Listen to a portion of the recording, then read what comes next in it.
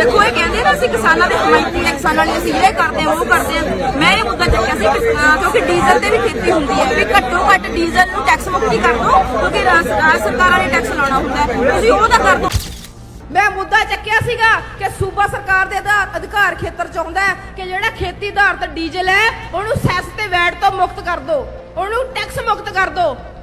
ਫਿਰ ਮੈਂ ਕਿਹਾ ਸੀਗਾ ਕਿ ਜਿਹੜੀ ਸਮਾਲ ਸਕੇਲ ਇੰਡਸਟਰੀ ਹੈ, ਕੋਲੂ ਹੈ, ਘਲਾੜ ਹੈਗਾ, ਆਟਾ ਚੱਕੀ ਹੈ, ਉਹਨੂੰ ਬਿਜਲੀ ਮੁਫਤ ਕਰ ਦਿਓ। ਪਰ ਨਹੀਂ ਵੀਰੋ, ਕੁਛ ਕਰਨ ਤੇ ਗੱਲਾਂ ਕਰਨ ਦੇ ਵਿੱਚ ਬਹੁਤ ਫਰਕ ਹੁੰਦਾ ਹੈ। ਕੁਛ ਕਰਨ ਤੇ ਗੱਲਾਂ ਕਰਨ ਦੇ ਵਿੱਚ ਬਹੁਤ ਫਰਕ ਹੁੰਦਾ ਹੈ।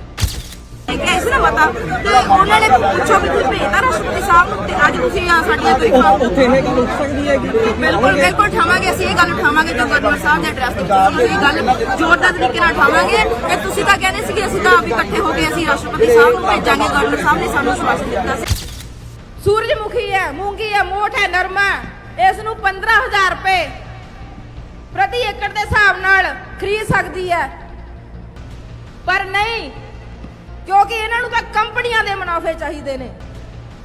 ਅਗਰ ਜੇ ਐਸੇ ਰੇਟ ਤੇ ਉਹਨਾਂ ਦੀ ਯਕੀਨੀ ਖਰੀਦ ਬਣਾਈ ਜਾਵੇ ਤਾਂ ਘੱਟੋ ਘੱਟ ਜਿਹੜਾ ਬਾਹਰਲੇ ਦੇਸ਼ਾਂ ਨੂੰ 70,000 ਕਰੋੜ ਰੁਪਏ ਜਾਂਦਾ ਉਹ ਵੀ ਰੋਕਿਆ ਜਾ ਸਕਦਾ ਹੈ। ਸਾਡੇ ਮਜ਼ਦੂਰਾਂ ਨੂੰ ਰੋਜ਼ਗਾਰ ਮਿਲ ਸਕਦਾ ਹੈ। ਇੱਕ ਤਾਂ ਸਹੀ ਕਿ ਪੰਜਾਬ ਦੀ ਜਨਤਾ ਦਾ ਕੀ ਹਾਲ ਹੋਇਆ, ਇਹਨਾਂ ਕੋਲੇ ਇੱਕੋ ਹੀ ਬਹਾਨਾ ਹੁੰਦਾ ਜੀ ਪੈਟਰੋਲ ਡੀਜ਼ਲ ਦਾ ਸੈਂਟਰ ਦਾ ਮੁੱਦਾ। ਚਲੋ ਜੀ ਅਸੀਂ ਮੰਨ ਲਿਆ ਸੈਂਟਰ ਦਾ ਮੁੱਦਾ, ਤਾਂ ਘੱਟੋ ਘੱਟ ਮੈਂ ਪਿਛਲੇ ਵਿਧਾਨ ਸਭਾ ਚ ਮੁੱਦਾ ਚੱਕਿਆ ਸੀ ਪਰ ਇਹਨਾਂ ਨੇ ਕੁਛ ਨਹੀਂ ਕੀਤਾ। ਦੇਖੋ ਇਹ ਕਹਿੰਦੇ ਨਾ ਅਸੀਂ ਕਿਸਾਨਾਂ ਦੇ ਹਮਾਇਤੀ ਹੈ, ਕਿਸਾਨਾਂ ਲਈ ਅਸੀਂ ਇਹ ਕਰਦੇ ਹਾਂ ਉਹ ਕਰਦੇ ਹਾਂ। ਮੈਂ ਇਹ ਮੁੱਦਾ ਚੱਕਿਆ ਸੀ ਕਿਉਂਕਿ ਡੀਜ਼ਲ ਤੇ ਵੀ ਖੇਤੀ ਹੁੰਦੀ ਹੈ ਵੀ ਘੱਟੋ ਘੱਟ ਡੀਜ਼ਲ ਨੂੰ ਟੈਕਸ ਮੁਕਤੀ ਕਰ ਦਿਓ ਕਿਉਂਕਿ ਰਾਜ ਸਰਕਾਰਾਂ ਨੇ ਟੈਕਸ ਲਾਉਣਾ ਹੁੰਦਾ ਹੈ, ਤੁਸੀਂ ਉਹ ਤਾਂ ਕਰ ਦਿਓ। ਉਹ ਤਾਂ ਕਰ ਹੀ ਸਕਦੇ ਨੇ ਲੇਕਿਨ ਉਹ ਵੀ ਨਹੀਂ ਕੀਤਾ। ਇਹਨਾਂ ਨੇ ਜਨਤਾ ਦਾ ਹਾਲ ਬੇਹਾਲ ਕਰਤਾ। ਹੁਣ ਇਹ ਗਵਰਨਰ ਸਾਹਿਬ ਦਾ ਐਡਰੈਸ ਘਰ ਘੇਰੀ ਜਾਂਦੇ ਆ।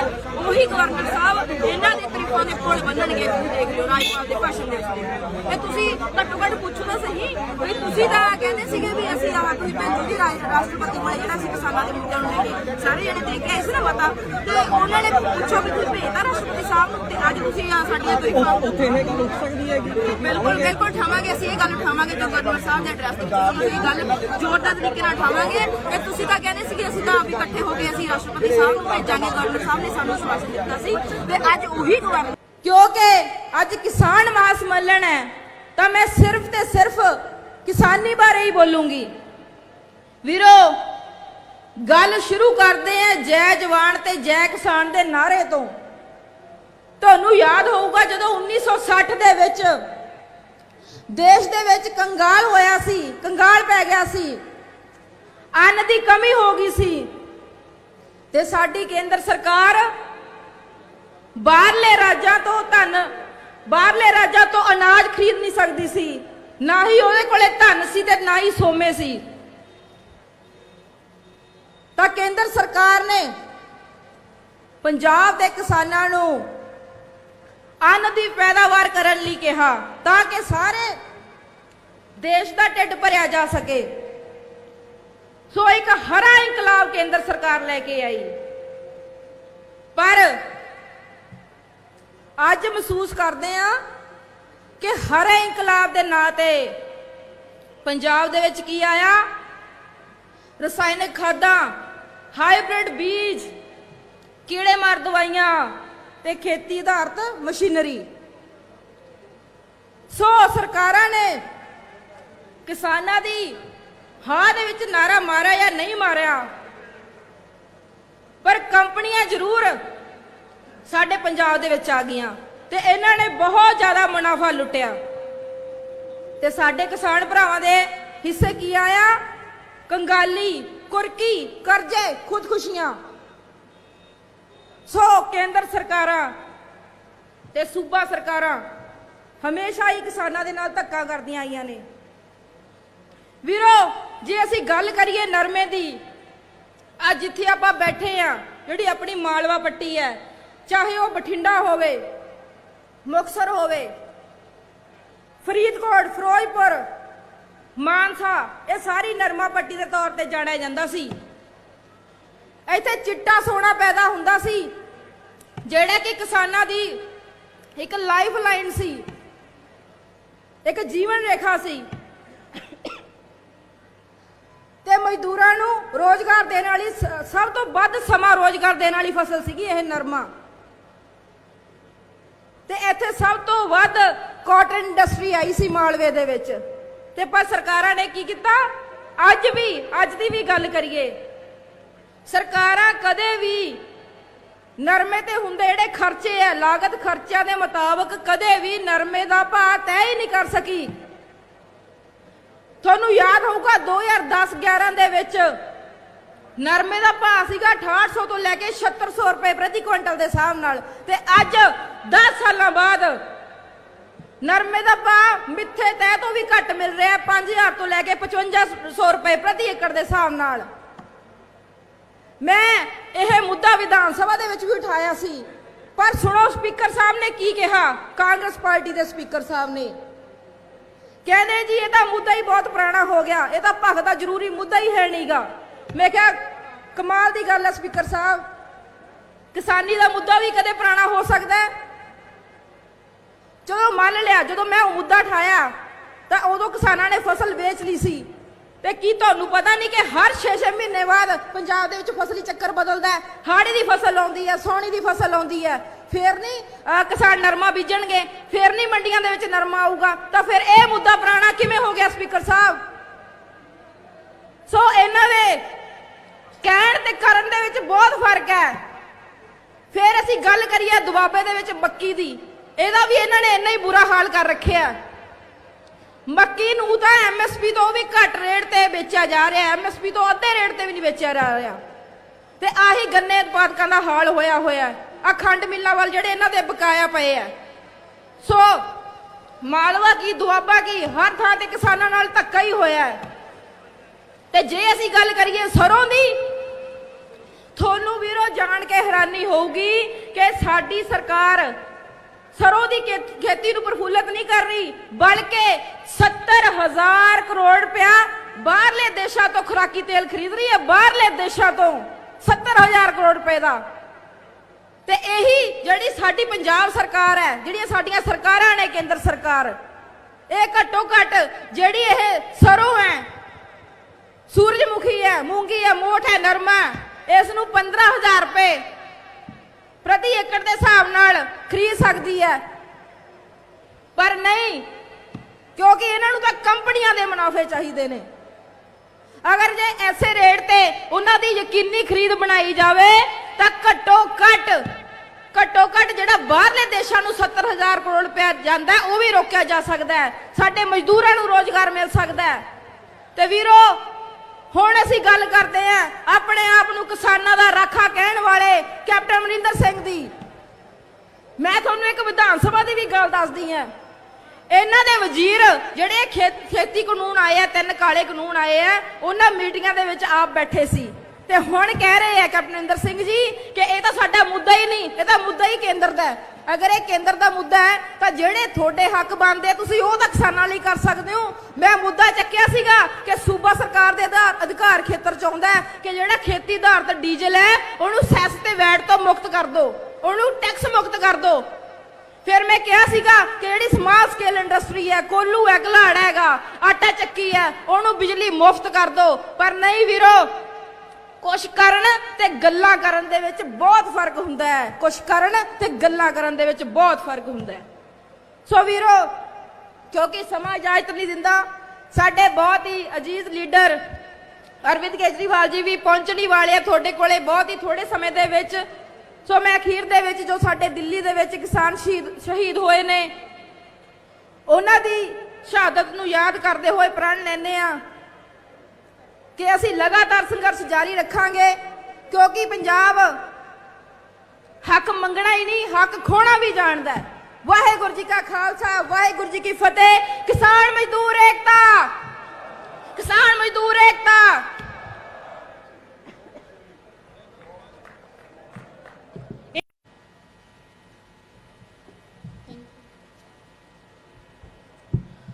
परम सत्कारयोग स्टेज ते विराजमान साडी लीडरशिप, पंडाल दे विच बैठी सारी संगत, सब तो पहला गुरु महाराज द्वारा बख्शी हुई फतेह दी सांझ पाईए।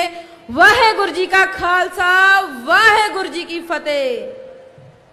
ਵੀਰੋ, ਭਾਸ਼ਣ ਸ਼ੁਰੂ ਕਰਨ ਤੋਂ ਪਹਿਲਾਂ ਆਪਾਂ ਦਿੱਲੀ ਬਾਰਡਰ ਤੇ ਬੈਠੇ ਮੇਰੇ ਜਿੰਨੇ ਵੀ ਕਿਸਾਨ ਮਜ਼ਦੂਰ ਯੋਧੇ ਨੇ ਉਹਨਾਂ ਦੇ ਹੱਕ ਦੇ ਵਿੱਚ ਇੱਕ ਨਾਰਾ ਮਾਰੀਏ, ਕਿਸਾਨ ਮਜ਼ਦੂਰ ਏਕਤਾ, ਕਿਸਾਨ ਮਜ਼ਦੂਰ ਏਕਤਾ। ਵੀਰੋ, ਅੱਜ ਇਸ ਕਿਸਾਨ ਮਹਾ ਸੰਮੇਲਨ ਦੇ ਵਿੱਚ ਅਸੀਂ ਕੇਂਦਰ ਸਰਕਾਰ ਦੇ ਅੜੀਅਲ ਰਵੱਈਏ ਤੇ ਸੂਬਾ ਸਰਕਾਰ ਦੀ ਦੋਗਲੀ ਨੀਤੀ ਨੂੰ ਉਜਾਗਰ ਕਰਨ ਜਾ ਰਹੇ ਹਾਂ, ਕਿਉਂਕਿ ਅੱਜ ਕਿਸਾਨ ਮਹਾ ਸੰਮੇਲਨ ਹੈ ਤਾਂ ਮੈਂ ਸਿਰਫ ਤੇ ਸਿਰਫ ਕਿਸਾਨੀ ਬਾਰੇ ਹੀ ਬੋਲੂੰਗੀ। ਵੀਰੋ, ਗੱਲ ਸ਼ੁਰੂ ਕਰਦੇ ਹਾਂ ਜੈ ਜਵਾਨ ਤੇ ਜੈ ਕਿਸਾਨ ਦੇ ਨਾਰੇ ਤੋਂ। ਤੁਹਾਨੂੰ ਯਾਦ ਹੋਊਗਾ ਜਦੋਂ 1960 ਦੇ ਵਿੱਚ ਦੇਸ਼ ਦੇ ਵਿੱਚ ਕੰਗਾਲ ਹੋਇਆ ਸੀ, ਕੰਗਾਲ ਪੈ ਗਿਆ ਸੀ, ਅੰਨ ਦੀ ਕਮੀ ਹੋ ਗਈ ਸੀ ਤੇ ਸਾਡੀ ਕੇਂਦਰ ਸਰਕਾਰ ਬਾਹਰਲੇ ਰਾਜਾਂ ਤੋਂ ਬਾਹਰਲੇ ਰਾਜਾਂ ਤੋਂ ਅਨਾਜ ਖਰੀਦ ਨਹੀਂ ਸਕਦੀ ਸੀ, ਨਾ ਹੀ ਉਹਦੇ ਕੋਲੇ ਧਨ ਸੀ ਤੇ ਨਾ ਹੀ ਸੋਮੇ ਸੀ। ਤਾਂ ਕੇਂਦਰ ਸਰਕਾਰ ਨੇ ਪੰਜਾਬ ਦੇ ਕਿਸਾਨਾਂ ਨੂੰ ਅੰਨ ਦੀ ਪੈਦਾਵਾਰ ਕਰਨ ਲਈ ਕਿਹਾ ਤਾਂ ਕਿ ਸਾਰੇ ਦੇਸ਼ ਦਾ ਢਿੱਡ ਭਰਿਆ ਜਾ ਸਕੇ। ਸੋ ਇੱਕ ਹਰਾ ਇਨਕਲਾਬ ਕੇਂਦਰ ਸਰਕਾਰ ਲੈ ਕੇ ਆਈ। ਪਰ ਅੱਜ ਮਹਿਸੂਸ ਕਰਦੇ ਆ ਕਿ ਹਰੇ ਇਨਕਲਾਬ ਦੇ ਨਾਂ ਤੇ ਪੰਜਾਬ ਦੇ ਵਿੱਚ ਕੀ ਆਇਆ? ਰਸਾਇਣਿਕ ਖਾਦਾਂ, ਹਾਈਬ੍ਰਿਡ ਬੀਜ, ਕੀੜੇ ਮਾਰ ਦਵਾਈਆਂ ਤੇ ਖੇਤੀ ਆਧਾਰਿਤ ਮਸ਼ੀਨਰੀ। ਸੋ ਸਰਕਾਰਾਂ ਨੇ ਕਿਸਾਨਾਂ ਦੀ ਹਾਂ ਦੇ ਵਿੱਚ ਨਾਰਾ ਮਾਰਿਆ ਜਾਂ ਨਹੀਂ ਮਾਰਿਆ, ਪਰ ਕੰਪਨੀਆਂ ਜ਼ਰੂਰ ਸਾਡੇ ਪੰਜਾਬ ਦੇ ਵਿੱਚ ਆ ਗਈਆਂ ਤੇ ਇਹਨਾਂ ਨੇ ਬਹੁਤ ਜ਼ਿਆਦਾ ਮੁਨਾਫਾ ਲੁੱਟਿਆ ਤੇ ਸਾਡੇ ਕਿਸਾਨ ਭਰਾਵਾਂ ਦੇ ਹਿੱਸੇ ਕੀ ਆਇਆ? ਕੰਗਾਲੀ, ਕੁਰਕੀ, ਕਰਜ਼ੇ, ਖੁਦਕੁਸ਼ੀਆਂ।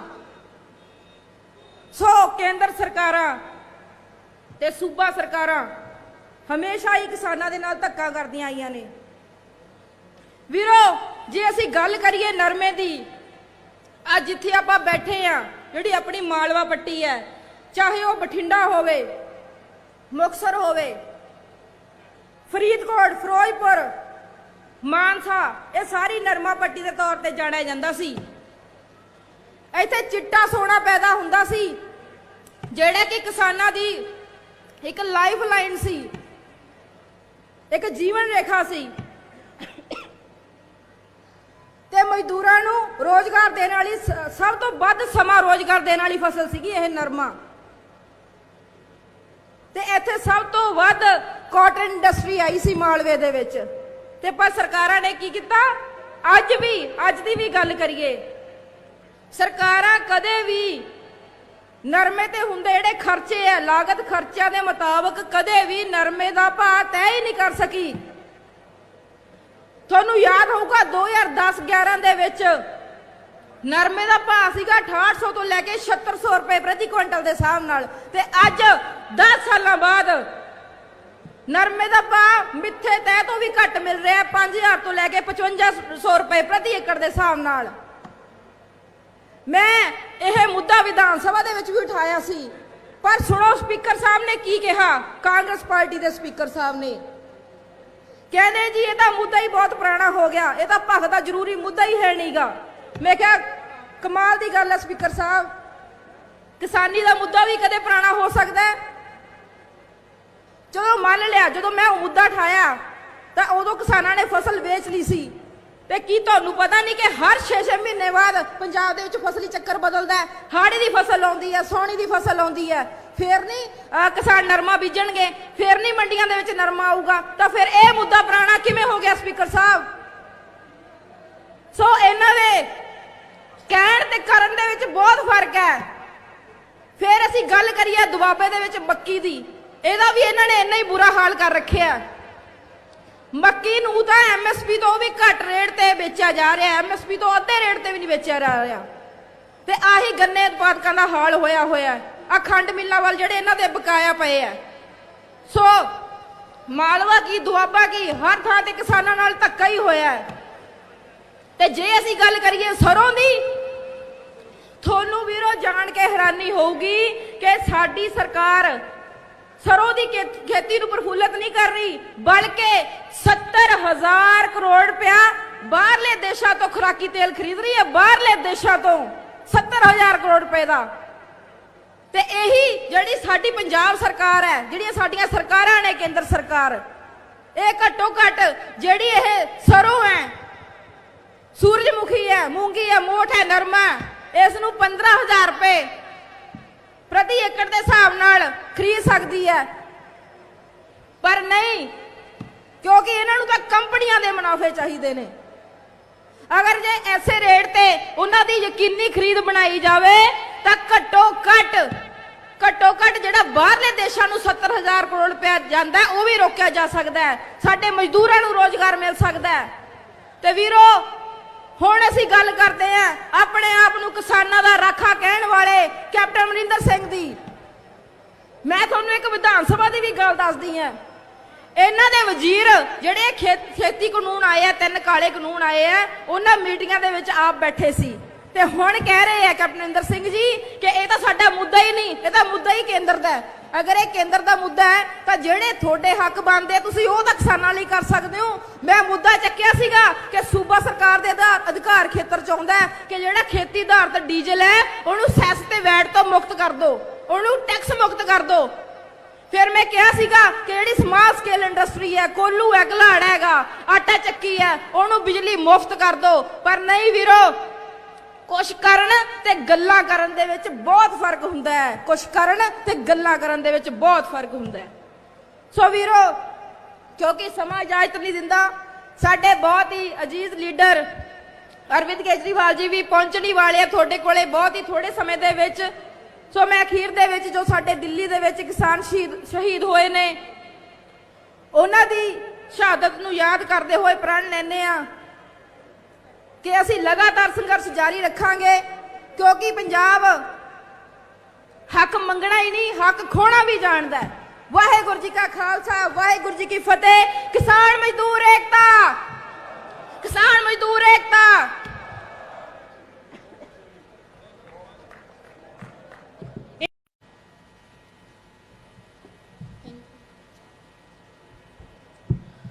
परम सत्कारयोग स्टेज ते विराजमान साडी लीडरशिप, पंडाल दे विच बैठी सारी संगत, सब तो पहला गुरु महाराज द्वारा बख्शी हुई फतेह दी सांझ पाईए।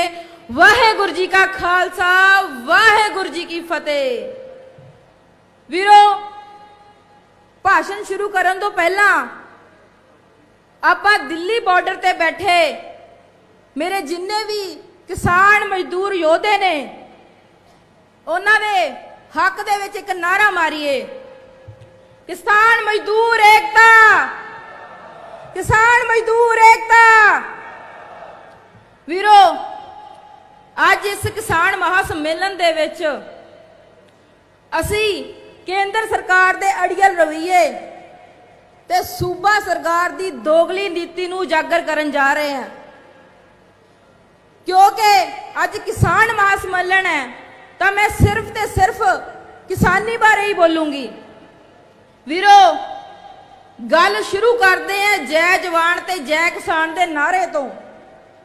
तुहानूं याद होऊगा जदों 1960 दे विच देश दे विच कंगाल होया सी, कंगाल पै गया सी, अन्न दी कमी हो गई सी ते साडी केंद्र सरकार बाहरले राज्यां तो धन, बाहरले राज्यां तो अनाज खरीद नहीं सकती सी, ना ही उहदे कोले धन सी ते ना ही सोमे सी।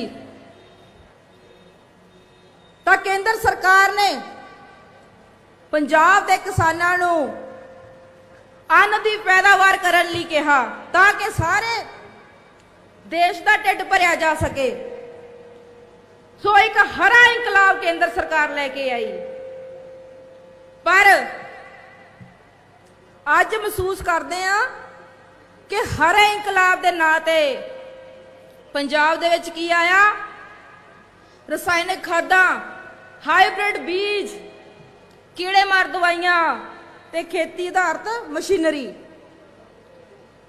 सो सरकारां ने ਕਿਸਾਨਾਂ ਦੀ ਹਾਂ ਦੇ ਵਿੱਚ ਨਾਰਾ ਮਾਰਿਆ ਜਾਂ ਨਹੀਂ ਮਾਰਿਆ, ਪਰ ਕੰਪਨੀਆਂ ਜ਼ਰੂਰ ਸਾਡੇ ਪੰਜਾਬ ਦੇ ਵਿੱਚ ਆ ਗਈਆਂ ਤੇ ਇਹਨਾਂ ਨੇ ਬਹੁਤ ਜ਼ਿਆਦਾ ਮੁਨਾਫਾ ਲੁੱਟਿਆ ਤੇ ਸਾਡੇ ਕਿਸਾਨ ਭਰਾਵਾਂ ਦੇ ਹਿੱਸੇ ਕੀ ਆਇਆ? ਕੰਗਾਲੀ, ਕੁਰਕੀ, ਕਰਜ਼ੇ, ਖੁਦਕੁਸ਼ੀਆਂ। ਸੋ ਕੇਂਦਰ ਸਰਕਾਰਾਂ ਤੇ ਸੂਬਾ ਸਰਕਾਰਾਂ ਹਮੇਸ਼ਾ ਹੀ ਕਿਸਾਨਾਂ ਦੇ ਨਾਲ ਧੱਕਾ ਕਰਦੀਆਂ ਆਈਆਂ ਨੇ। ਵੀਰੋ, ਜੇ ਅਸੀਂ ਗੱਲ ਕਰੀਏ ਨਰਮੇ ਦੀ, ਅੱਜ ਜਿੱਥੇ ਆਪਾਂ ਬੈਠੇ ਆ, ਜਿਹੜੀ ਆਪਣੀ ਮਾਲਵਾ ਪੱਟੀ ਹੈ, ਚਾਹੇ ਉਹ ਬਠਿੰਡਾ ਹੋਵੇ, ਮੁਕਤਸਰ ਹੋਵੇ, ਫਰੀਦਕੋਟ, ਫਿਰੋਜ਼ਪੁਰ, ਮਾਨਸਾ, ਇਹ ਸਾਰੀ ਨਰਮਾ ਪੱਟੀ ਦੇ ਤੌਰ ਤੇ ਜਾਣਿਆ ਜਾਂਦਾ ਸੀ। ਇੱਥੇ ਚਿੱਟਾ ਸੋਨਾ ਪੈਦਾ ਹੁੰਦਾ ਸੀ, ਜਿਹੜਾ ਕਿ ਕਿਸਾਨਾਂ ਦੀ ਇੱਕ ਲਾਈਫ ਲਾਈਨ ਸੀ, ਇੱਕ ਜੀਵਨ ਰੇਖਾ ਸੀ ਤੇ ਮਜ਼ਦੂਰਾਂ ਨੂੰ ਰੋਜ਼ਗਾਰ ਦੇਣ ਵਾਲੀ ਸਭ ਤੋਂ ਵੱਧ ਸਮਾਂ ਰੋਜ਼ਗਾਰ ਦੇਣ ਵਾਲੀ ਫਸਲ ਸੀਗੀ ਇਹ ਨਰਮਾ। ਤੇ ਇੱਥੇ ਸਭ ਤੋਂ ਵੱਧ ਕਾਟਨ ਇੰਡਸਟਰੀ ਆਈ ਸੀ ਮਾਲਵੇ ਦੇ ਵਿੱਚ। ਤੇ ਪਰ ਸਰਕਾਰਾਂ ਨੇ ਕੀ ਕੀਤਾ?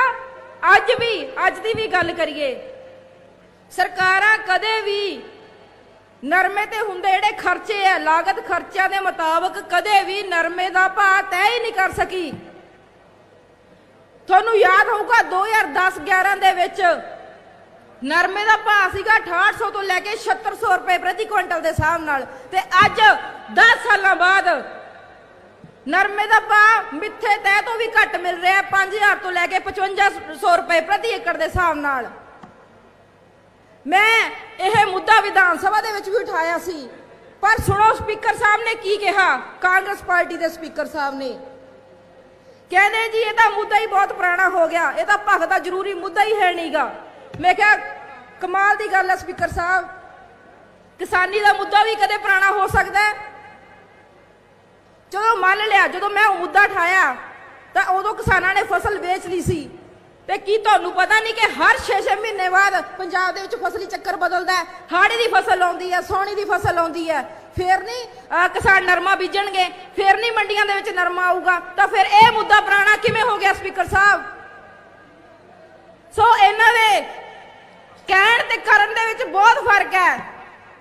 ਫਿਰ ਅਸੀਂ ਗੱਲ ਕਰੀਏ ਦੁਆਬੇ ਦੇ ਵਿੱਚ ਮੱਕੀ ਦੀ, ਇਹਦਾ ਵੀ ਇਹਨਾਂ ਨੇ ਇੰਨਾ ਹੀ ਬੁਰਾ ਹਾਲ ਕਰ ਰੱਖਿਆ।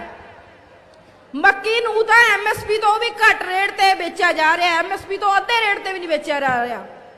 ਤੇ ਆਹੀ ਗੰਨੇ ਉਤਪਾਦਕਾਂ ਦਾ ਹਾਲ ਹੋਇਆ ਆ ਖੰਡ ਮਿੱਲਾਂ ਵੱਲ ਜਿਹੜੇ ਇਹਨਾਂ ਦੇ ਬਕਾਇਆ ਪਏ ਆ। ਸੋ ਮਾਲਵਾ ਕੀ, ਦੁਆਬਾ ਕੀ, ਹਰ ਥਾਂ ਤੇ ਕਿਸਾਨਾਂ ਨਾਲ ਧੱਕਾ ਹੀ ਹੋਇਆ ਹੈ। ਤੇ ਜੇ ਅਸੀਂ ਗੱਲ ਕਰੀਏ ਸਰੋਂ ਦੀ, ਤੁਹਾਨੂੰ ਵੀਰੋ ਜਾਣ ਕੇ ਹੈਰਾਨੀ ਹੋਊਗੀ ਕਿ ਸਾਡੀ ਸਰਕਾਰ ਸਰੋਂ ਦੀ ਖੇਤੀ ਨੂੰ ਪ੍ਰਫੁੱਲਤ ਨਹੀਂ ਕਰ ਰਹੀ, ਬਲਕਿ 70,000 ਕਰੋੜ ਰੁਪਇਆ ਬਾਹਰਲੇ ਦੇਸ਼ਾਂ ਤੋਂ ਖੁਰਾਕੀ ਤੇਲ ਖਰੀਦ ਰਹੀ ਹੈ, ਬਾਹਰਲੇ ਦੇਸ਼ਾਂ ਤੋਂ 70,000 ਕਰੋੜ ਰੁਪਏ ਦਾ। ਤੇ ਇਹੀ ਜਿਹੜੀ ਸਾਡੀ ਪੰਜਾਬ ਸਰਕਾਰ ਹੈ, ਜਿਹੜੀਆਂ ਸਾਡੀਆਂ ਸਰਕਾਰਾਂ ਨੇ, ਕੇਂਦਰ ਸਰਕਾਰ, ਇਹ ਘੱਟੋ ਘੱਟ ਜਿਹੜੀ ਇਹ ਸਰੋਂ ਹੈ, ਸੂਰਜਮੁਖੀ ਹੈ, ਮੂੰਗੀ ਹੈ, ਮੋਠ ਹੈ, ਨਰਮਾ, ਇਸ ਨੂੰ 15,000 ਰੁਪਏ ਪ੍ਰਤੀ ਏਕੜ ਦੇ ਹਿਸਾਬ ਨਾਲ ਖਰੀਦ ਸਕਦੀ ਹੈ। ਪਰ ਨਹੀਂ, ਕਿਉਂਕਿ ਇਹਨਾਂ ਨੂੰ ਤਾਂ ਕੰਪਨੀਆਂ ਦੇ ਮੁਨਾਫੇ ਚਾਹੀਦੇ ਨੇ। ਅਗਰ ਜੇ ਐਸੇ ਰੇਟ ਤੇ ਉਹਨਾਂ ਦੀ ਯਕੀਨੀ ਖਰੀਦ ਬਣਾਈ ਜਾਵੇ ਤਾਂ ਘੱਟੋ ਘੱਟ ਜਿਹੜਾ ਬਾਹਰਲੇ ਦੇਸ਼ਾਂ ਨੂੰ 70,000 ਕਰੋੜ ਰੁਪਇਆ ਜਾਂਦਾ ਉਹ ਵੀ ਰੋਕਿਆ ਜਾ ਸਕਦਾ ਹੈ, ਸਾਡੇ ਮਜ਼ਦੂਰਾਂ ਨੂੰ ਰੋਜ਼ਗਾਰ ਮਿਲ ਸਕਦਾ ਹੈ। ਤੇ ਵੀਰੋ, ਹੁਣ ਅਸੀਂ ਗੱਲ ਕਰਦੇ ਆਂ ਆਪਣੇ ਆਪ ਨੂੰ ਕਿਸਾਨਾਂ ਦਾ ਰਾਖਾ ਕਹਿਣ ਵਾਲੇ ਕੈਪਟਨ ਅਮਰਿੰਦਰ ਸਿੰਘ ਦੀ। ਮੈਂ ਤੁਹਾਨੂੰ ਇੱਕ ਵਿਧਾਨ ਸਭਾ ਦੀ ਵੀ ਗੱਲ ਦੱਸਦੀ ਆਂ। ਇਹਨਾਂ ਦੇ ਵਜ਼ੀਰ ਜਿਹੜੇ ਖੇਤੀ ਕਾਨੂੰਨ ਆਏ ਆ, 3 ਕਾਲੇ ਕਾਨੂੰਨ ਆਏ ਆ, ਉਹਨਾਂ ਮੀਟਿੰਗਾਂ ਦੇ ਵਿੱਚ ਆਪ ਬੈਠੇ ਸੀ ਤੇ ਹੁਣ ਕਹਿ ਰਹੇ ਆ ਕੈਪਟਨ ਅਮਰਿੰਦਰ ਸਿੰਘ ਜੀ ਕਿ ਇਹ ਤਾਂ ਸਾਡਾ ਮੁੱਦਾ ਹੀ ਨਹੀਂ, ਇਹ ਤਾਂ ਮੁੱਦਾ ਹੀ ਕੇਂਦਰ ਦਾ ਹੈ। ਅਗਰ ਇਹ ਕੇਂਦਰ ਦਾ ਮੁੱਦਾ ਹੈ ਤਾਂ ਜਿਹੜੇ ਤੁਹਾਡੇ ਹੱਕ ਬਣਦੇ ਤੁਸੀਂ ਉਹ ਤਾਂ ਕਿਸਾਨਾਂ ਲਈ ਕਰ ਸਕਦੇ ਹੋ। ਮੈਂ ਮੁੱਦਾ ਚੱਕਿਆ ਸੀਗਾ ਕਿ ਸੂਬਾ ਸਰਕਾਰ ਦੇ ਅਧਿਕਾਰ ਖੇਤਰ ਚ ਆਉਂਦਾ ਕਿ ਜਿਹੜਾ ਖੇਤੀ ਆਧਾਰਿਤ ਡੀਜ਼ਲ ਹੈ ਉਹਨੂੰ ਸੈਸ ਤੇ ਵੈਟ ਤੋਂ ਮੁਕਤ ਕਰ ਦਿਓ, ਉਹਨੂੰ ਟੈਕਸ ਮੁਕਤ ਕਰ ਦਿਓ।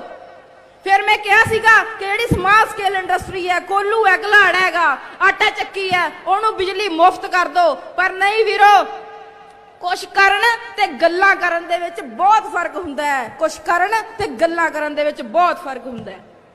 ਸੋ ਵੀਰੋ, ਕਿਉਂਕਿ ਸਮਾਂ ਇਜਾਜ਼ਤ ਨਹੀਂ ਦਿੰਦਾ ਸਾਡੇ ਬਹੁਤ ਹੀ ਅਜੀਜ਼ ਲੀਡਰ ਅਰਵਿੰਦ ਕੇਜਰੀਵਾਲ ਜੀ ਵੀ ਪਹੁੰਚਣ ਹੀ ਵਾਲੇ ਆ ਤੁਹਾਡੇ ਕੋਲੇ ਬਹੁਤ ਹੀ ਥੋੜੇ ਸਮੇਂ ਦੇ ਵਿੱਚ।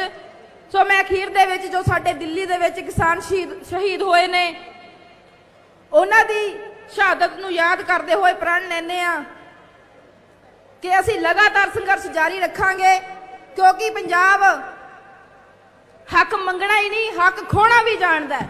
ਵਾਹਿਗੁਰੂ ਜੀ ਕਾ ਖਾਲਸਾ, ਵਾਹਿਗੁਰੂ ਜੀ ਕੀ ਫਤਿਹ। ਕਿਸਾਨ ਮਜ਼ਦੂਰ ਏਕਤਾ, ਕਿਸਾਨ ਮਜ਼ਦੂਰ ਏਕਤਾ।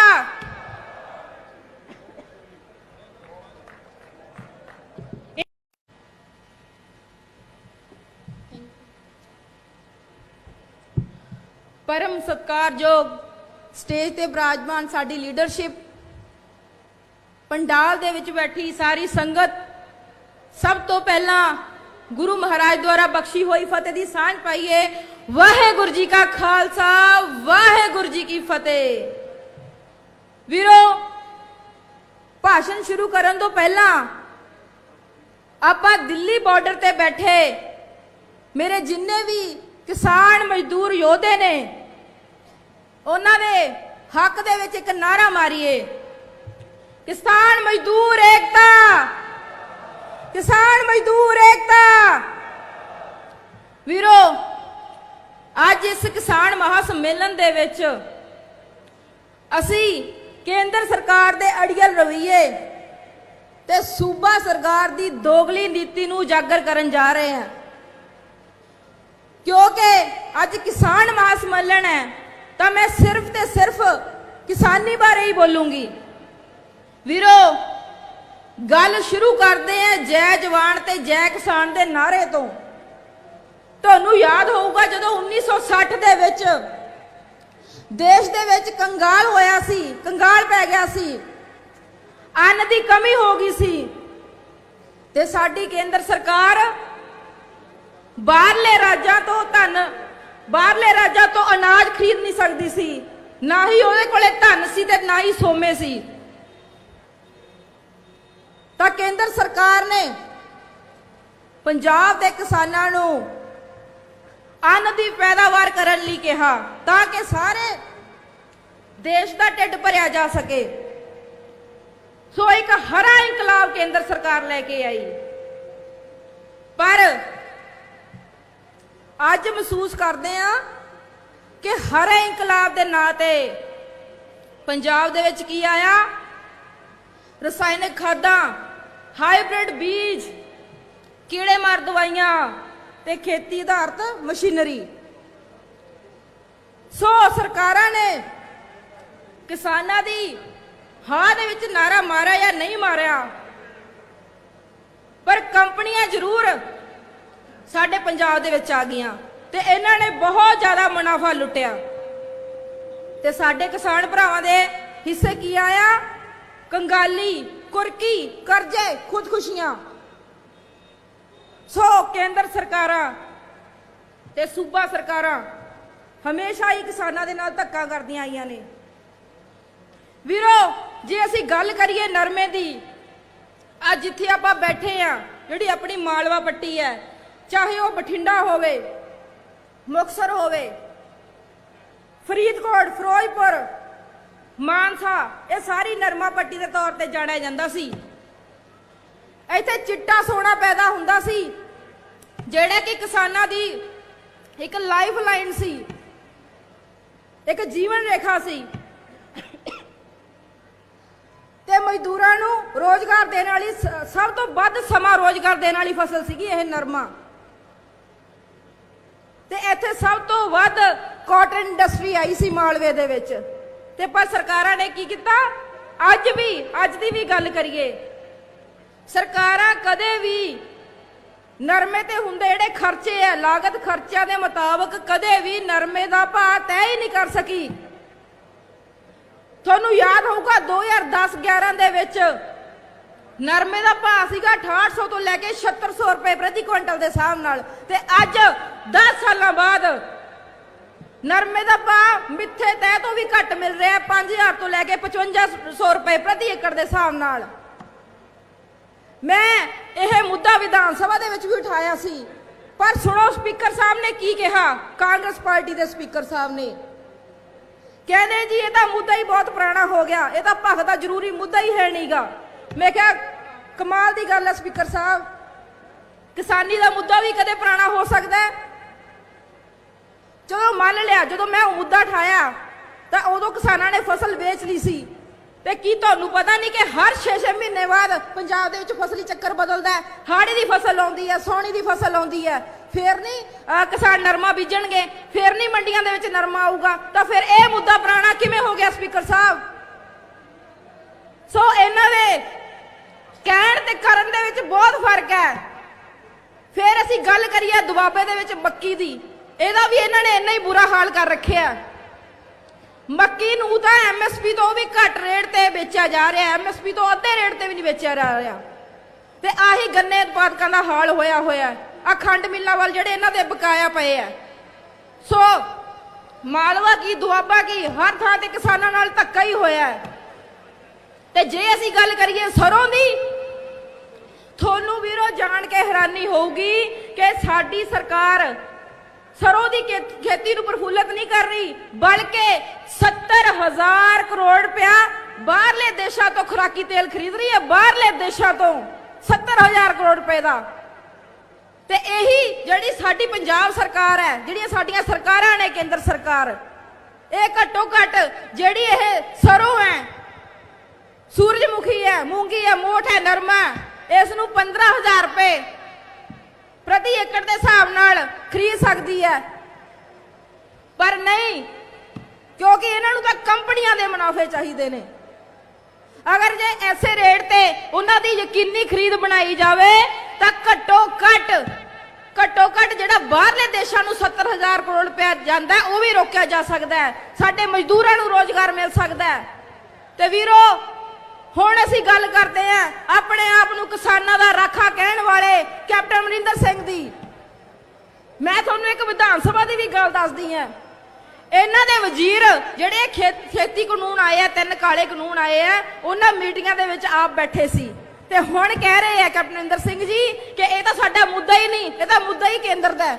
ਅਗਰ ਇਹ ਕੇਂਦਰ ਦਾ ਮੁੱਦਾ ਹੈ ਤਾਂ ਜਿਹੜੇ ਤੁਹਾਡੇ ਹੱਕ ਬਣਦੇ ਤੁਸੀਂ ਉਹ ਤਾਂ ਕਿਸਾਨਾਂ ਲਈ ਕਰ ਸਕਦੇ ਹੋ। ਮੈਂ ਮੁੱਦਾ ਚੱਕਿਆ ਸੀਗਾ ਕਿ ਸੂਬਾ ਸਰਕਾਰ ਦੇ ਅਧਿਕਾਰ ਖੇਤਰ ਚ ਆਉਂਦਾ ਕਿ ਜਿਹੜਾ ਖੇਤੀ ਆਧਾਰਿਤ ਡੀਜ਼ਲ ਹੈ ਉਹਨੂੰ ਸੈਸ ਤੇ ਵੈਟ ਤੋਂ ਮੁਕਤ ਕਰ ਦਿਓ, ਉਹਨੂੰ ਟੈਕਸ ਮੁਕਤ ਕਰ ਦਿਓ। ਫਿਰ ਮੈਂ ਕਿਹਾ ਸੀਗਾ ਕਿ ਜਿਹੜੀ ਸਮਾਲ ਸਕੇਲ ਇੰਡਸਟਰੀ ਹੈ, ਕੋਲੂ ਹੈ, ਘਲਾੜ ਹੈਗਾ, ਆਟਾ ਚੱਕੀ ਹੈ, ਉਹਨੂੰ ਬਿਜਲੀ ਮੁਫਤ ਕਰ ਦਿਓ। ਪਰ ਨਹੀਂ ਵੀਰੋ, ਕੁਛ ਕਰਨ ਤੇ ਗੱਲਾਂ ਕਰਨ ਦੇ ਵਿੱਚ ਬਹੁਤ ਫਰਕ ਹੁੰਦਾ ਹੈ, ਕੁਛ ਕਰਨ ਤੇ ਗੱਲਾਂ ਕਰਨ ਦੇ ਵਿੱਚ ਬਹੁਤ ਫਰਕ ਹੁੰਦਾ ਹੈ। ਸੋ ਵੀਰੋ, ਕਿਉਂਕਿ ਸਮਾਂ ਇਜਾਜ਼ਤ ਨਹੀਂ ਦਿੰਦਾ, ਸਾਡੇ ਬਹੁਤ ਹੀ ਅਜੀਜ਼ ਲੀਡਰ ਅਰਵਿੰਦ ਕੇਜਰੀਵਾਲ ਜੀ ਵੀ ਪਹੁੰਚਣ ਹੀ ਵਾਲੇ ਆ ਤੁਹਾਡੇ ਕੋਲੇ ਬਹੁਤ ਹੀ ਥੋੜੇ ਸਮੇਂ ਦੇ ਵਿੱਚ। ਸੋ ਮੈਂ ਅਖੀਰ ਦੇ ਵਿੱਚ ਜੋ ਸਾਡੇ ਦਿੱਲੀ ਦੇ ਵਿੱਚ ਕਿਸਾਨ ਸ਼ਹੀਦ ਹੋਏ ਨੇ ਉਹਨਾਂ ਦੀ ਸ਼ਹਾਦਤ ਨੂੰ ਯਾਦ ਕਰਦੇ ਹੋਏ ਪ੍ਰਣ ਲੈਂਦੇ ਆ ਕਿ ਅਸੀਂ ਲਗਾਤਾਰ ਸੰਘਰਸ਼ ਜਾਰੀ ਰੱਖਾਂਗੇ, ਕਿਉਂਕਿ ਪੰਜਾਬ ਹੱਕ ਮੰਗਣਾ ਹੀ ਨਹੀਂ, ਹੱਕ ਖੋਣਾ ਵੀ ਜਾਣਦਾ ਹੈ। ਵਾਹਿਗੁਰੂ ਜੀ ਕਾ ਖਾਲਸਾ, ਵਾਹਿਗੁਰੂ ਜੀ ਕੀ ਫਤਿਹ। ਕਿਸਾਨ ਮਜ਼ਦੂਰ ਏਕਤਾ, ਕਿਸਾਨ ਮਜ਼ਦੂਰ ਏਕਤਾ।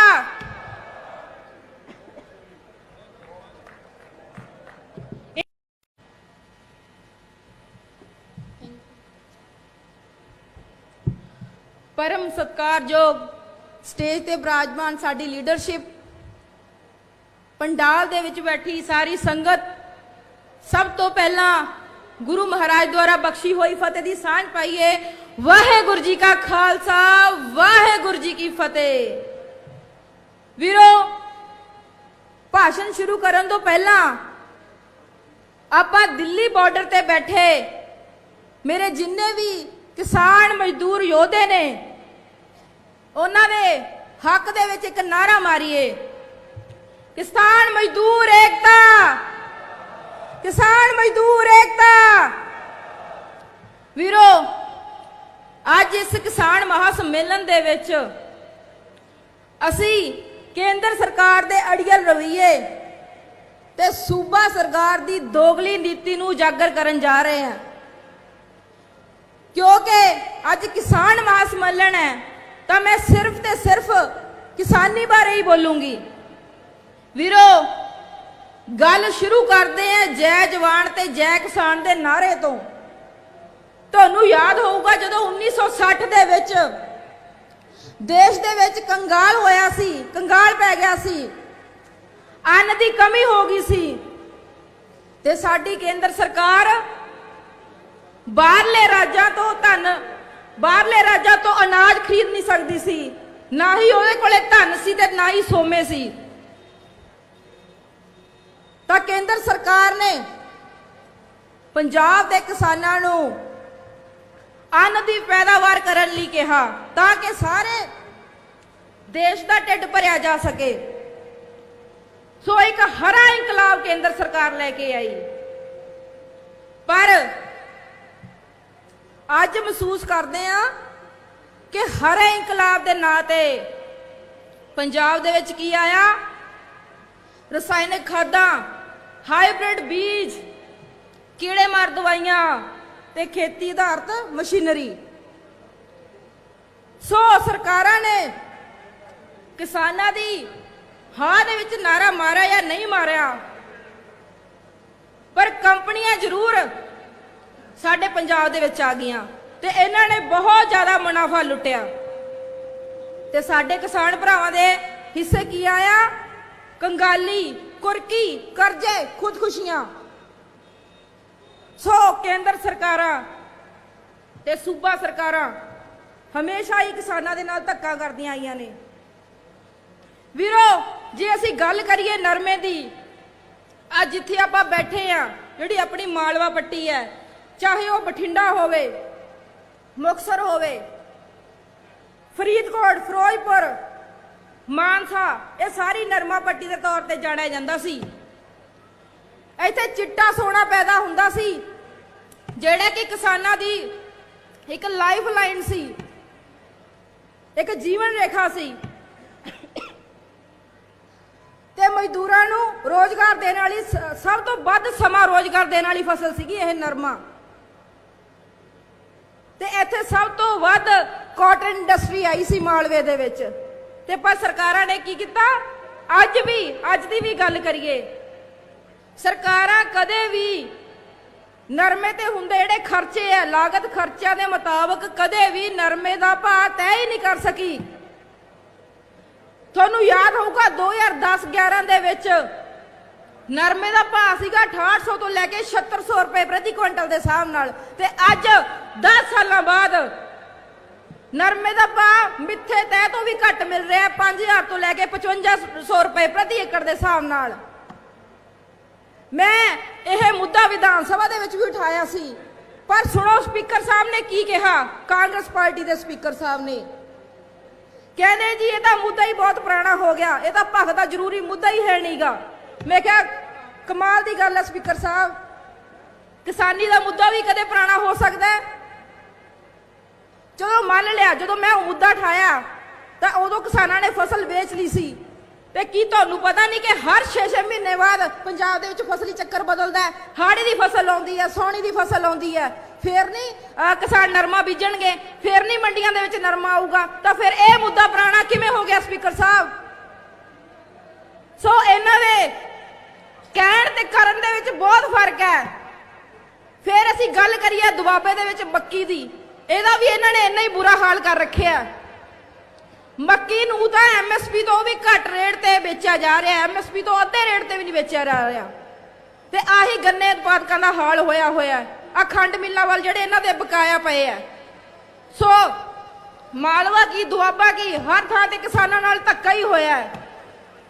ਤੇ ਜੇ ਅਸੀਂ ਗੱਲ ਕਰੀਏ ਸਰੋਂ ਦੀ, ਤੁਹਾਨੂੰ ਵੀਰੋ ਜਾਣ ਕੇ ਹੈਰਾਨੀ ਹੋਊਗੀ ਕਿ ਸਾਡੀ ਸਰਕਾਰ ਸਰੋਂ ਦੀ ਖੇਤੀ ਨੂੰ ਪ੍ਰਫੁੱਲਤ ਨਹੀਂ ਕਰ ਰਹੀ, ਬਲਕਿ 70,000 ਕਰੋੜ ਰੁਪਇਆ ਬਾਹਰਲੇ ਦੇਸ਼ਾਂ ਤੋਂ ਖੁਰਾਕੀ ਤੇਲ ਖਰੀਦ ਰਹੀ ਹੈ, ਬਾਹਰਲੇ ਦੇਸ਼ਾਂ ਤੋਂ 70,000 ਕਰੋੜ ਰੁਪਏ ਦਾ। ਤੇ ਇਹੀ ਜਿਹੜੀ ਸਾਡੀ ਪੰਜਾਬ ਸਰਕਾਰ ਹੈ, ਜਿਹੜੀਆਂ ਸਾਡੀਆਂ ਸਰਕਾਰਾਂ ਨੇ ਕੇਂਦਰ ਸਰਕਾਰ, ਇਹ ਘੱਟੋ ਘੱਟ ਜਿਹੜੀ ਇਹ ਸਰੋਂ ਹੈ, ਸੂਰਜਮੁਖੀ ਹੈ, ਮੂੰਗੀ ਹੈ, ਮੋਠ ਹੈ, ਨਰਮਾ, ਇਸ ਨੂੰ 15,000 ਰੁਪਏ ਪ੍ਰਤੀ ਏਕੜ ਦੇ ਹਿਸਾਬ ਨਾਲ ਖਰੀਦ ਸਕਦੀ ਹੈ। ਪਰ ਨਹੀਂ, ਕਿਉਂਕਿ ਇਹਨਾਂ ਨੂੰ ਤਾਂ ਕੰਪਨੀਆਂ ਦੇ ਮੁਨਾਫੇ ਚਾਹੀਦੇ ਨੇ। ਅਗਰ ਜੇ ਐਸੇ ਰੇਟ ਤੇ ਉਹਨਾਂ ਦੀ ਯਕੀਨੀ ਖਰੀਦ ਬਣਾਈ ਜਾਵੇ ਤਾਂ ਘੱਟੋ ਘੱਟ ਘੱਟੋ ਘੱਟ ਜਿਹੜਾ ਬਾਹਰਲੇ ਦੇਸ਼ਾਂ ਨੂੰ 70,000 ਕਰੋੜ ਰੁਪਇਆ ਜਾਂਦਾ ਉਹ ਵੀ ਰੋਕਿਆ ਜਾ ਸਕਦਾ ਹੈ। ਸਾਡੇ ਮਜ਼ਦੂਰਾਂ ਨੂੰ ਰੋਜ਼ਗਾਰ ਮਿਲ ਸਕਦਾ ਹੈ। ਤੇ ਵੀਰੋ, ਹੁਣ ਅਸੀਂ ਗੱਲ ਕਰਦੇ ਹਾਂ ਆਪਣੇ ਆਪ ਨੂੰ ਕਿਸਾਨਾਂ ਦਾ ਰਾਖਾ ਕਹਿਣ ਵਾਲੇ ਕੈਪਟਨ ਅਮਰਿੰਦਰ ਸਿੰਘ ਦੀ। ਮੈਂ ਤੁਹਾਨੂੰ ਇੱਕ ਵਿਧਾਨ ਸਭਾ ਦੀ ਵੀ ਗੱਲ ਦੱਸਦੀ ਹਾਂ। ਇਹਨਾਂ ਦੇ ਵਜ਼ੀਰ ਜਿਹੜੇ ਖੇਤੀ ਕਾਨੂੰਨ ਆਏ ਆ, 3 ਕਾਲੇ ਕਾਨੂੰਨ ਆਏ ਆ, ਉਹਨਾਂ ਮੀਟਿੰਗਾਂ ਦੇ ਵਿੱਚ ਆਪ ਬੈਠੇ ਸੀ ਤੇ ਹੁਣ ਕਹਿ ਰਹੇ ਆ ਕੈਪਟਨ ਅਮਰਿੰਦਰ ਸਿੰਘ ਜੀ ਕਿ ਇਹ ਤਾਂ ਸਾਡਾ ਮੁੱਦਾ ਹੀ ਨਹੀਂ, ਇਹ ਤਾਂ ਮੁੱਦਾ ਹੀ ਕੇਂਦਰ ਦਾ ਹੈ। ਅਗਰ ਇਹ ਕੇਂਦਰ ਦਾ ਮੁੱਦਾ ਹੈ ਤਾਂ ਜਿਹੜੇ ਤੁਹਾਡੇ ਹੱਕ ਬਣਦੇ ਤੁਸੀਂ ਉਹ ਤਾਂ ਕਿਸਾਨਾਂ ਲਈ ਕਰ ਸਕਦੇ ਹੋ। ਮੈਂ ਮੁੱਦਾ ਚੱਕਿਆ ਸੀਗਾ ਕਿ ਸੂਬਾ ਸਰਕਾਰ ਦੇ ਅਧਿਕਾਰ ਖੇਤਰ ਚ ਆਉਂਦਾ ਕਿ ਜਿਹੜਾ ਖੇਤੀ ਆਧਾਰਿਤ ਡੀਜ਼ਲ ਹੈ ਉਹਨੂੰ ਸੈਸ ਤੇ ਵੈਟ ਤੋਂ ਮੁਕਤ ਕਰ ਦਿਓ, ਉਹਨੂੰ ਟੈਕਸ ਮੁਕਤ ਕਰ ਦਿਓ। ਫਿਰ ਮੈਂ ਕਿਹਾ ਸੀਗਾ ਕਿ ਜਿਹੜੀ ਸਮਾਲ ਸਕੇਲ ਇੰਡਸਟਰੀ ਹੈ, ਕੋਲੂ ਹੈ, ਘਲਾੜ ਹੈਗਾ, ਆਟਾ ਚੱਕੀ ਹੈ, ਉਹਨੂੰ ਬਿਜਲੀ ਮੁਫਤ ਕਰ ਦਿਓ। ਪਰ ਨਹੀਂ ਵੀਰੋ, ਕੁਛ ਕਰਨ ਤੇ ਗੱਲਾਂ ਕਰਨ ਦੇ ਵਿੱਚ ਬਹੁਤ ਫਰਕ ਹੁੰਦਾ ਹੈ। ਕੁਛ ਕਰਨ ਤੇ ਗੱਲਾਂ ਕਰਨ ਦੇ ਵਿੱਚ ਬਹੁਤ ਫਰਕ ਹੁੰਦਾ ਹੈ। ਸੋ ਵੀਰੋ, ਕਿਉਂਕਿ ਸਮਾਂ ਇਜਾਜ਼ਤ ਨਹੀਂ ਦਿੰਦਾ, ਸਾਡੇ ਬਹੁਤ ਹੀ ਅਜੀਜ਼ ਲੀਡਰ ਅਰਵਿੰਦ ਕੇਜਰੀਵਾਲ ਜੀ ਵੀ ਪਹੁੰਚਣ ਹੀ ਵਾਲੇ ਆ ਤੁਹਾਡੇ ਕੋਲੇ ਬਹੁਤ ਹੀ ਥੋੜੇ ਸਮੇਂ ਦੇ ਵਿੱਚ। ਸੋ ਮੈਂ ਅਖੀਰ ਦੇ ਵਿੱਚ ਜੋ ਸਾਡੇ ਦਿੱਲੀ ਦੇ ਵਿੱਚ ਕਿਸਾਨ ਸ਼ਹੀਦ ਹੋਏ ਨੇ ਉਹਨਾਂ ਦੀ ਸ਼ਹਾਦਤ ਨੂੰ ਯਾਦ ਕਰਦੇ ਹੋਏ ਪ੍ਰਣ ਲੈਂਦੇ ਆ ਕਿ ਅਸੀਂ ਲਗਾਤਾਰ ਸੰਘਰਸ਼ ਜਾਰੀ ਰੱਖਾਂਗੇ, ਕਿਉਂਕਿ ਪੰਜਾਬ ਹੱਕ ਮੰਗਣਾ ਹੀ ਨਹੀਂ, ਹੱਕ ਖੋਣਾ ਵੀ ਜਾਣਦਾ ਹੈ। ਵਾਹਿਗੁਰੂ ਜੀ ਕਾ ਖਾਲਸਾ, ਵਾਹਿਗੁਰੂ ਜੀ ਕੀ ਫਤਿਹ। ਕਿਸਾਨ ਮਜ਼ਦੂਰ ਏਕਤਾ, ਕਿਸਾਨ ਮਜ਼ਦੂਰ ਏਕਤਾ।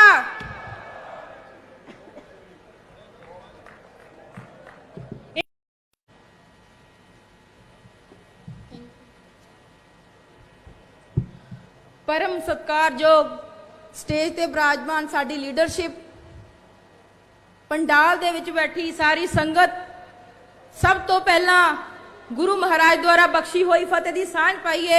वाहेगुरु जी का खालसा, वाहेगुरु जी की फतेह। वीरो, भाषण शुरू करन तो पहला आपां दिल्ली बॉर्डर ते बैठे मेरे जिन्ने भी किसान मजदूर योधे ने उन्हां दे हक दे विच एक नारा मारीए, किसान मजदूर एकता, किसान मजदूर एकता। वीरो, आज इस किसान महासम्मेलन दे विच असी केंद्र सरकार दे अड़ियल रवैये ते सूबा सरकार दी दोगली नीति नूं उजागर करन जा रहे हैं, क्योंकि अज किसान महासम्मेलन है तो मैं सिर्फ ते सिर्फ किसानी बारे ही बोलूंगी। वीरो, गल शुरू करते हैं जय जवान ते जय किसान दे नारे तो। तुहानूं याद होऊगा जदों 1960 दे विच देश दे विच कंगाल होया सी, कंगाल पै गया सी, अन्न दी कमी हो गई सी ते साडी केंद्र सरकार बाहरले राज्यां तो धन, बाहरले राज्यां तो अनाज खरीद नहीं सकती सी, ना ही उहदे कोले धन सी ते ना ही सोमे सी। तां केंद्र सरकार ने पंजाब दे किसानां नूं अन्न दी पैदावार करन लई कहा ताकि सारे देश दा ढिड भरिया जा सके। सो एक हरा इंकलाब केंद्र सरकार लेके आई, पर आज महसूस करते हैं कि हरे इंकलाब के नां ते पंजाब दे विच की आया, रसायनिक खादां, हाईब्रिड बीज, कीड़े मार दवाइयां ते खेती आधारित मशीनरी। सो सरकारां ने किसानां दी हां दे विच नारा मारिया या नहीं मारिया, पर कंपनियां जरूर साडे पंजाब दे विच आ गईयां ते इन्हां ने बहुत ज्यादा मुनाफा लुटिया ते साडे किसान भरावां दे हिस्से की आया, कंगाली, कुरकी, करजे, खुदकुशियां। सो केंद्र सरकारां ते सूबा सरकारां हमेशा ही किसानां दे नाल धक्का करदियां आईयां ने। वीरो, जे असीं गल करिए नरमे दी, अज जिथे आपां बैठे आ, जिहड़ी अपनी मालवा पट्टी है, चाहे वह बठिंडा होवे, मुक्तसर होवे, फरीदकोट, फिरोजपुर, मानसा, ये सारी नरमा पट्टी के तौर पर जाना जाता सी। ਇੱਥੇ ਚਿੱਟਾ ਸੋਨਾ ਪੈਦਾ ਹੁੰਦਾ ਸੀ, ਜਿਹੜਾ ਕਿ ਕਿਸਾਨਾਂ ਦੀ ਇੱਕ ਲਾਈਫ ਲਾਈਨ ਸੀ, ਇੱਕ ਜੀਵਨ ਰੇਖਾ ਸੀ ਤੇ ਮਜ਼ਦੂਰਾਂ ਨੂੰ ਰੋਜ਼ਗਾਰ ਦੇਣ ਵਾਲੀ ਸਭ ਤੋਂ ਵੱਧ ਸਮਾਂ ਰੋਜ਼ਗਾਰ ਦੇਣ ਵਾਲੀ ਫਸਲ ਸੀਗੀ ਇਹ ਨਰਮਾ। ਤੇ ਇੱਥੇ ਸਭ ਤੋਂ ਵੱਧ ਕਾਟਨ ਇੰਡਸਟਰੀ ਆਈ ਸੀ ਮਾਲਵੇ ਦੇ ਵਿੱਚ। ਤੇ ਪਰ ਸਰਕਾਰਾਂ ਨੇ ਕੀ ਕੀਤਾ? ਅੱਜ ਦੀ ਵੀ ਗੱਲ ਕਰੀਏ, ਸਰਕਾਰਾਂ ਕਦੇ ਵੀ ਨਰਮੇ ਤੇ ਹੁੰਦੇ ਜਿਹੜੇ ਖਰਚੇ ਆ, ਲਾਗਤ ਖਰਚਿਆਂ ਦੇ ਮੁਤਾਬਕ ਕਦੇ ਵੀ ਨਰਮੇ ਦਾ ਭਾਅ ਤੈਅ ਹੀ ਨਹੀਂ ਕਰ ਸਕੀ। ਤੁਹਾਨੂੰ ਯਾਦ ਹੋਊਗਾ 2010-11 ਦੇ ਵਿੱਚ ਨਰਮੇ ਦਾ ਭਾਅ ਸੀਗਾ 6800 ਤੋਂ ਲੈ ਕੇ 7600 ਰੁਪਏ ਪ੍ਰਤੀ ਕੁਇੰਟਲ ਦੇ ਹਿਸਾਬ ਨਾਲ, ਤੇ ਅੱਜ 10 ਸਾਲਾਂ ਬਾਅਦ ਨਰਮੇ ਦਾ ਭਾਅ ਮਿੱਥੇ ਤੈਅ ਤੋਂ ਵੀ ਘੱਟ ਮਿਲ ਰਿਹਾ 5000 ਤੋਂ ਲੈ ਕੇ 5500 ਰੁਪਏ ਪ੍ਰਤੀ ਏਕੜ ਦੇ ਹਿਸਾਬ ਨਾਲ। ਮੈਂ ਇਹ ਮੁੱਦਾ ਵਿਧਾਨ ਸਭਾ ਦੇ ਵਿੱਚ ਵੀ ਉਠਾਇਆ ਸੀ, ਪਰ ਸੁਣੋ ਸਪੀਕਰ ਸਾਹਿਬ ਨੇ ਕੀ ਕਿਹਾ। ਕਾਂਗਰਸ ਪਾਰਟੀ ਦੇ ਸਪੀਕਰ ਸਾਹਿਬ ਨੇ ਕਹਿੰਦੇ ਜੀ ਇਹ ਤਾਂ ਮੁੱਦਾ ਹੀ ਬਹੁਤ ਪੁਰਾਣਾ ਹੋ ਗਿਆ, ਇਹ ਤਾਂ ਭਗਦਾ ਜ਼ਰੂਰੀ ਮੁੱਦਾ ਹੀ ਹੈ ਨਹੀਂਗਾ। ਮੈਂ ਕਿਹਾ ਕਮਾਲ ਦੀ ਗੱਲ ਹੈ ਸਪੀਕਰ ਸਾਹਿਬ, ਕਿਸਾਨੀ ਦਾ ਮੁੱਦਾ ਵੀ ਕਦੇ ਪੁਰਾਣਾ ਹੋ ਸਕਦਾ ਹੈ? ਚਲੋ ਮੰਨ ਲਿਆ ਜਦੋਂ ਮੈਂ ਉਹ ਮੁੱਦਾ ਉਠਾਇਆ ਤਾਂ ਉਦੋਂ ਕਿਸਾਨਾਂ ਨੇ ਫਸਲ ਵੇਚ ਲਈ ਸੀ, ਤੇ ਕੀ ਤੁਹਾਨੂੰ ਪਤਾ ਨਹੀਂ ਕਿ ਹਰ 6-6 ਮਹੀਨੇ ਬਾਅਦ ਪੰਜਾਬ ਦੇ ਵਿੱਚ ਫਸਲੀ ਚੱਕਰ ਬਦਲਦਾ ਹੈ। ਹਾੜੀ ਦੀ ਫਸਲ ਆਉਂਦੀ ਹੈ, ਸੌਣੀ ਦੀ ਫਸਲ ਆਉਂਦੀ ਹੈ, ਫੇਰ ਨਹੀਂ ਕਿਸਾਨ ਨਰਮਾ ਬੀਜਣਗੇ, ਫੇਰ ਨਹੀਂ ਮੰਡੀਆਂ ਦੇ ਵਿੱਚ ਨਰਮਾ ਆਊਗਾ, ਤਾਂ ਫਿਰ ਇਹ ਮੁੱਦਾ ਪੁਰਾਣਾ ਕਿਵੇਂ ਹੋ ਗਿਆ ਸਪੀਕਰ ਸਾਹਿਬ? ਸੋ ਇਹਨਾਂ ਦੇ ਕਹਿਣ ਤੇ ਕਰਨ ਦੇ ਵਿੱਚ ਬਹੁਤ ਫਰਕ ਹੈ। ਫਿਰ ਅਸੀਂ ਗੱਲ ਕਰੀਏ ਦੁਆਬੇ ਦੇ ਵਿੱਚ ਮੱਕੀ ਦੀ, ਇਹਦਾ ਵੀ ਇਹਨਾਂ ਨੇ ਇੰਨਾ ਹੀ ਬੁਰਾ ਹਾਲ ਕਰ ਰੱਖਿਆ। ਮੱਕੀ ਨੂੰ ਤਾਂ ਐਮਐਸਪੀ ਤੋਂ ਵੀ ਘੱਟ ਰੇਟ ਤੇ ਵੇਚਿਆ ਜਾ ਰਿਹਾ, ਐਮਐਸਪੀ ਤੋਂ ਅੱਧੇ ਰੇਟ ਤੇ ਵੀ ਨਹੀਂ ਵੇਚਿਆ ਜਾ ਰਿਹਾ। ਤੇ ਆਹੀ ਗੰਨੇ ਉਤਪਾਦਕਾਂ ਦਾ ਹਾਲ ਹੋਇਆ ਆ ਖੰਡ ਮਿੱਲਾਂ ਵੱਲ ਜਿਹੜੇ ਇਹਨਾਂ ਦੇ ਬਕਾਇਆ ਪਏ ਆ। ਸੋ ਮਾਲਵਾ ਕੀ ਦੁਆਬਾ ਕੀ ਹਰ ਥਾਂ ਤੇ ਕਿਸਾਨਾਂ ਨਾਲ ਧੱਕਾ ਹੀ ਹੋਇਆ ਹੈ। ਤੇ ਜੇ ਅਸੀਂ ਗੱਲ ਕਰੀਏ ਸਰੋਂ ਦੀ, ਤੁਹਾਨੂੰ ਵੀਰੋ ਜਾਣ ਕੇ ਹੈਰਾਨੀ ਹੋਊਗੀ ਕਿ ਸਾਡੀ ਸਰਕਾਰ ਸਰੋਂ ਦੀ ਖੇਤੀ ਨੂੰ ਪ੍ਰਫੁੱਲਤ ਨਹੀਂ ਕਰ ਰਹੀ, ਬਲਕਿ 70,000 ਕਰੋੜ ਰੁਪਇਆ ਬਾਹਰਲੇ ਦੇਸ਼ਾਂ ਤੋਂ ਖੁਰਾਕੀ ਤੇਲ ਖਰੀਦ ਰਹੀ ਹੈ, ਬਾਹਰਲੇ ਦੇਸ਼ਾਂ ਤੋਂ 70,000 ਕਰੋੜ ਰੁਪਏ ਦਾ। ਤੇ ਇਹੀ ਜਿਹੜੀ ਸਾਡੀ ਪੰਜਾਬ ਸਰਕਾਰ ਹੈ, ਜਿਹੜੀਆਂ ਸਾਡੀਆਂ ਸਰਕਾਰਾਂ ਨੇ ਕੇਂਦਰ ਸਰਕਾਰ, ਇਹ ਘੱਟੋ ਘੱਟ ਜਿਹੜੀ ਇਹ ਸਰੋਂ ਹੈ, ਸੂਰਜਮੁਖੀ ਹੈ, ਮੂੰਗੀ ਹੈ, ਮੋਠ ਹੈ, ਨਰਮਾ, ਇਸ ਨੂੰ 15,000 ਰੁਪਏ ਪ੍ਰਤੀ ਏਕੜ ਦੇ ਹਿਸਾਬ ਨਾਲ ਖਰੀਦ ਸਕਦੀ ਹੈ। ਪਰ ਨਹੀਂ, ਕਿਉਂਕਿ ਇਹਨਾਂ ਨੂੰ ਤਾਂ ਕੰਪਨੀਆਂ ਦੇ ਮੁਨਾਫੇ ਚਾਹੀਦੇ ਨੇ। ਅਗਰ ਜੇ ਐਸੇ ਰੇਟ ਤੇ ਉਹਨਾਂ ਦੀ ਯਕੀਨੀ ਖਰੀਦ ਬਣਾਈ ਜਾਵੇ ਤਾਂ ਘੱਟੋ ਘੱਟ ਜਿਹੜਾ ਬਾਹਰਲੇ ਦੇਸ਼ਾਂ ਨੂੰ 70,000 ਕਰੋੜ ਰੁਪਏ ਜਾਂਦਾ ਉਹ ਵੀ ਰੋਕਿਆ ਜਾ ਸਕਦਾ ਹੈ, ਸਾਡੇ ਮਜ਼ਦੂਰਾਂ ਨੂੰ ਰੋਜ਼ਗਾਰ ਮਿਲ ਸਕਦਾ ਹੈ। ਤੇ ਵੀਰੋ ਹੁਣ ਅਸੀਂ ਗੱਲ ਕਰਦੇ ਹਾਂ ਆਪਣੇ ਆਪ ਨੂੰ ਕਿਸਾਨਾਂ ਦਾ ਰਾਖਾ ਕਹਿਣ ਵਾਲੇ ਕੈਪਟਨ ਅਮਰਿੰਦਰ ਸਿੰਘ ਦੀ। ਮੈਂ ਤੁਹਾਨੂੰ ਇੱਕ ਵਿਧਾਨ ਸਭਾ ਦੀ ਵੀ ਗੱਲ ਦੱਸਦੀ ਹਾਂ। ਇਹਨਾਂ ਦੇ ਵਜ਼ੀਰ ਜਿਹੜੇ ਖੇਤੀ ਕਾਨੂੰਨ ਆਏ ਆ, 3 ਕਾਲੇ ਕਾਨੂੰਨ ਆਏ ਆ, ਉਹਨਾਂ ਮੀਟਿੰਗਾਂ ਦੇ ਵਿੱਚ ਆਪ ਬੈਠੇ ਸੀ ਤੇ ਹੁਣ ਕਹਿ ਰਹੇ ਆ ਕੈਪਟਨ ਅਮਰਿੰਦਰ ਸਿੰਘ ਜੀ ਕਿ ਇਹ ਤਾਂ ਸਾਡਾ ਮੁੱਦਾ ਹੀ ਨਹੀਂ, ਇਹ ਤਾਂ ਮੁੱਦਾ ਹੀ ਕੇਂਦਰ ਦਾ ਹੈ। ਅਗਰ ਇਹ ਕੇਂਦਰ ਦਾ ਮੁੱਦਾ ਹੈ ਤਾਂ ਜਿਹੜੇ ਤੁਹਾਡੇ ਹੱਕ ਬਣਦੇ ਤੁਸੀਂ ਉਹ ਤਾਂ ਕਿਸਾਨਾਂ ਲਈ ਕਰ ਸਕਦੇ ਹੋ। ਮੈਂ ਮੁੱਦਾ ਚੱਕਿਆ ਸੀਗਾ ਕਿ ਸੂਬਾ ਸਰਕਾਰ ਦੇ ਅਧਿਕਾਰ ਖੇਤਰ ਚ ਆਉਂਦਾ ਕਿ ਜਿਹੜਾ ਖੇਤੀ ਆਧਾਰਿਤ ਡੀਜ਼ਲ ਹੈ ਉਹਨੂੰ ਸੈਸ ਤੇ ਵੈਟ ਤੋਂ ਮੁਕਤ ਕਰ ਦਿਓ, ਉਹਨੂੰ ਟੈਕਸ ਮੁਕਤ ਕਰ ਦਿਓ। ਫਿਰ ਮੈਂ ਕਿਹਾ ਸੀਗਾ ਕਿ ਜਿਹੜੀ ਸਮਾਲ ਸਕੇਲ ਇੰਡਸਟਰੀ ਹੈ, ਕੋਲੂ ਹੈ, ਘਲਾੜ ਹੈਗਾ, ਆਟਾ ਚੱਕੀ ਹੈ, ਉਹਨੂੰ ਬਿਜਲੀ ਮੁਫਤ ਕਰ ਦਿਓ। ਪਰ ਨਹੀਂ ਵੀਰੋ, ਕੁਛ ਕਰਨ ਤੇ ਗੱਲਾਂ ਕਰਨ ਦੇ ਵਿੱਚ ਬਹੁਤ ਫਰਕ ਹੁੰਦਾ ਹੈ। ਕੁਛ ਕਰਨ ਤੇ ਗੱਲਾਂ ਕਰਨ ਦੇ ਵਿੱਚ ਬਹੁਤ ਫਰਕ ਹੁੰਦਾ ਹੈ। ਸੋ ਵੀਰੋ, ਕਿਉਂਕਿ ਸਮਾਂ ਇਜਾਜ਼ਤ ਨਹੀਂ ਦਿੰਦਾ, ਸਾਡੇ ਬਹੁਤ ਹੀ ਅਜੀਜ਼ ਲੀਡਰ ਅਰਵਿੰਦ ਕੇਜਰੀਵਾਲ ਜੀ ਵੀ ਪਹੁੰਚਣ ਹੀ ਵਾਲੇ ਆ ਤੁਹਾਡੇ ਕੋਲੇ ਬਹੁਤ ਹੀ ਥੋੜੇ ਸਮੇਂ ਦੇ ਵਿੱਚ। ਸੋ ਮੈਂ ਅਖੀਰ ਦੇ ਵਿੱਚ ਜੋ ਸਾਡੇ ਦਿੱਲੀ ਦੇ ਵਿੱਚ ਕਿਸਾਨ ਸ਼ਹੀਦ ਹੋਏ ਨੇ ਉਹਨਾਂ ਦੀ ਸ਼ਹਾਦਤ ਨੂੰ ਯਾਦ ਕਰਦੇ ਹੋਏ ਪ੍ਰਣ ਲੈਂਦੇ ਆ ਕਿ ਅਸੀਂ ਲਗਾਤਾਰ ਸੰਘਰਸ਼ ਜਾਰੀ ਰੱਖਾਂਗੇ, ਕਿਉਂਕਿ ਪੰਜਾਬ ਹੱਕ ਮੰਗਣਾ ਹੀ ਨਹੀਂ, ਹੱਕ ਖੋਣਾ ਵੀ ਜਾਣਦਾ ਹੈ। ਵਾਹਿਗੁਰੂ ਜੀ ਕਾ ਖਾਲਸਾ, ਵਾਹਿਗੁਰੂ ਜੀ ਕੀ ਫਤਿਹ। ਕਿਸਾਨ ਮਜ਼ਦੂਰ ਏਕਤਾ, ਕਿਸਾਨ ਮਜ਼ਦੂਰ ਏਕਤਾ।